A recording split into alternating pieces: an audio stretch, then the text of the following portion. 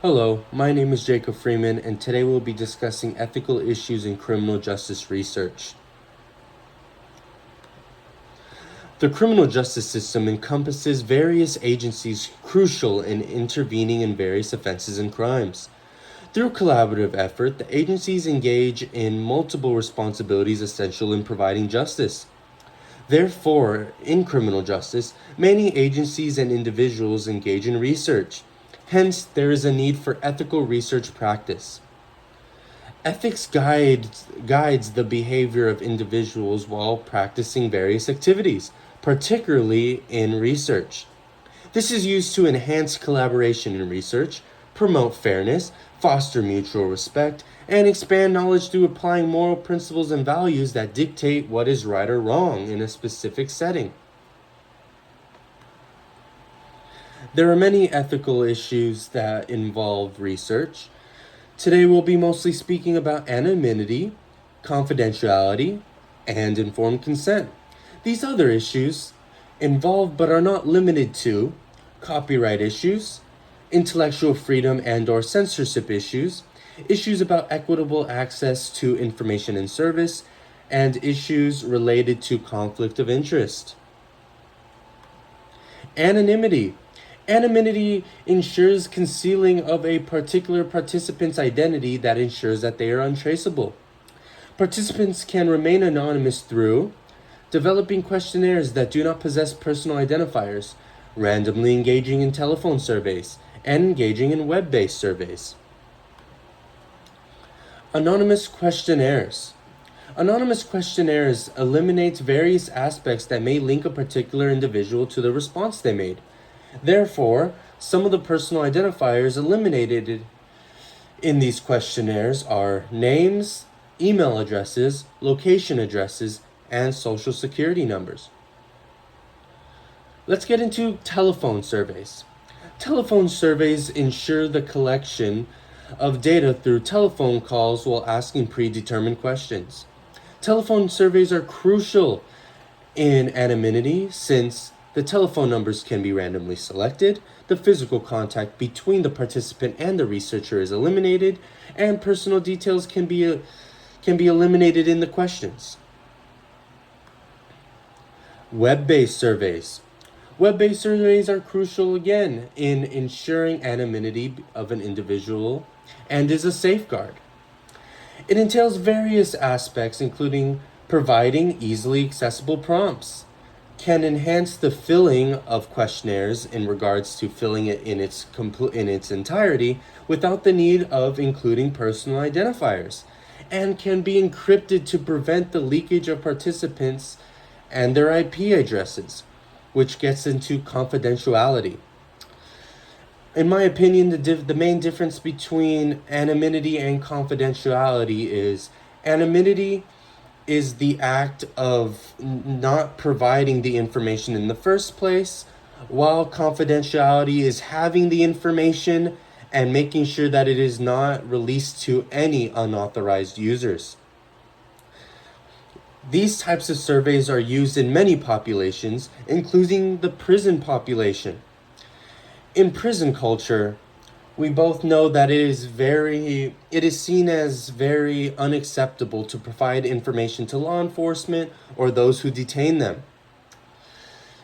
These stigmas, like for instance being called a rat or an informant or anything along those lines, can be prevented by promising anonymity.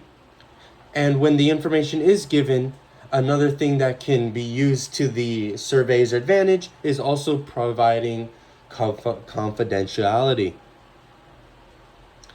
This ensures that prisoners, when they do fill out any surveys, or if they do, that they will fill it out in its entirety, helping out the surveyor to get all the information they need from the survey. Confidentiality. Confidentiality is a vital issue to consider in criminal justice research ethics.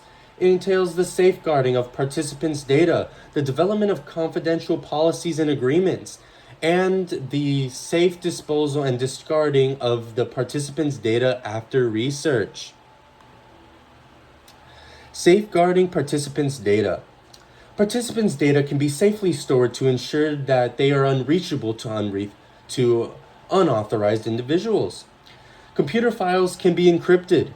Printed documents can be stored under lock and key.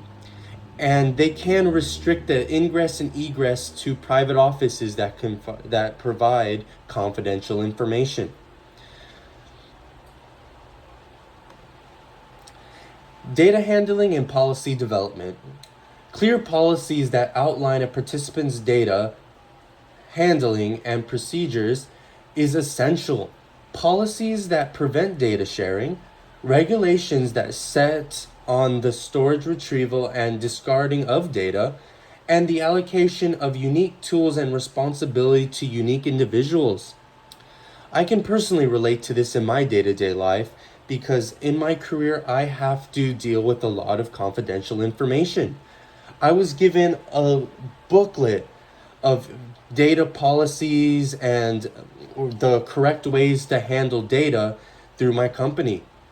One of these policies is the policy to keep everything between a lock and a key.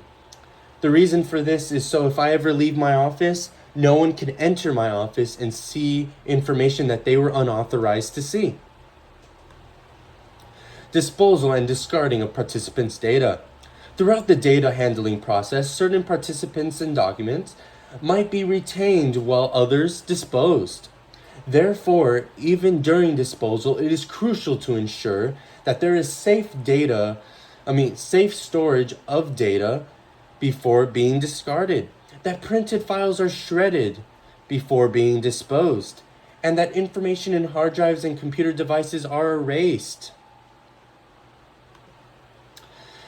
Informed consent. Various fields require the willingness of individuals in the undertaking of research. Consequently, it is crucial to ensure informed consent through providing enough information to the participants, communicating potential risks and benefits, and initiating a written agreement before the start of research. Conclusion. To sum everything up, some of the ethical issues to consider in criminal justice research involve anonymity, confidentiality, and informed consent. The ethical issues described are essential to ensuring the utmost protection of participants' details. Various individuals, including the incarcerated, have the necessary right to privacy. Therefore, research can maintain a flawless undertaking by considering the outlined issues. Thank you for listening to my presentation. The following are my references.